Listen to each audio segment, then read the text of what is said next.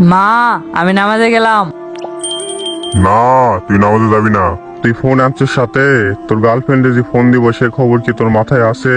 তুই নামাজে যাস না, তোর গার্লফ্রেন্ড ফোন দিয়ে না পাইলে ব্রেকআপ করে দিব। কি যেন খালি খালি লাগতেছে। আমার মনে হয় ফোনটাই আমি রেখে আইছি। ফোনটা কি নিয়ে যাবো? যদি নিশা কল দেয়, না, ফোনটা নামাজে নিয়ে যাওয়া ঠিক হইব না। শোনো, তুমি নামাজে যাও। গার্লফ্রেন্ডের জন্য চিন্তা করতেছো? গার্লফ্রেন্ড তোমার কোনো কাজেই আসবে না। নামাজে যাও, নামাজ তোমার কাজে আসবে।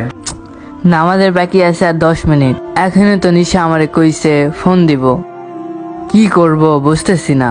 ওই যদি ফোন দিয়ে আমারে না পাই তাহলে তো রাগ হইব। নামাজে যাবো না ফোন নিয়ে আসবো?